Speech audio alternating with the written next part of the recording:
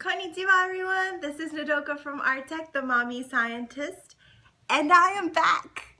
So today's video in such a long time will be about another one of our bestsellers, the Magnet Racer from our Hands-On Lab series.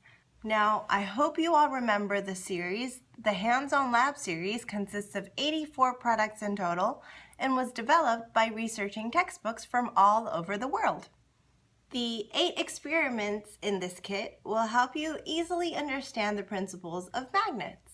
Now let's see what's in the box.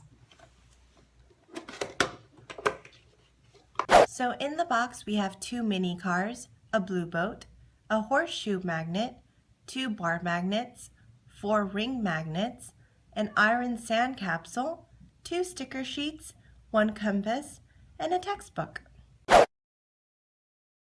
What do you think will happen when 2 magnets come closer to each other? Let's try an experiment with the 2 mini cars. First, place 1 ring magnet in each mini car. Hold 1 mini car with your left hand and bring it closer to the one on the right. Then, flip the ring magnet in one of the mini cars around. Try bringing the cars closer to each other again. You saw the car on the right both repel and attract. Why did it behave differently? Let me explain the science to you. The mini car behaved differently before and after flipping one of the ring magnets around. This experiment shows the different characteristics of a magnet's S and N poles. And that's how a magnet works. Unlike poles of a magnet attract, but like poles repel each other. Did you know that the Earth we live on is also a huge magnet? You can confirm that by using a compass. A compass tells you directions by using a magnet that points to the magnetic north. The red end of the magnetic needle is the N pole, and the other end is the S pole. What are the directions? There are basically 4 directions on Earth: north, south, east, and west. The N pole on the compass points north because the Earth acts like a huge magnet.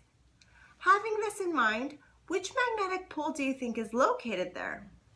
1, S pole, 2, N pole, and 3, neither. Which one do you think? Now let's find out. Place the compass on the Earth picture on page 9. Move the compass so the N pole needle meets the north in the picture.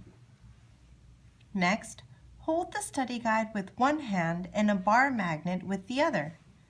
Underneath the page, bring the bar magnet closer to the compass.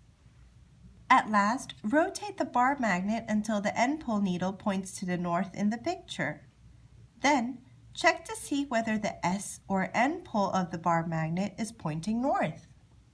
The geographical north is an S pole. Earlier I explained that unlike poles attract and like poles repel. This means that the N pole needle was attracted to the S pole. This explains that the magnetic S pole is located in the geographical north.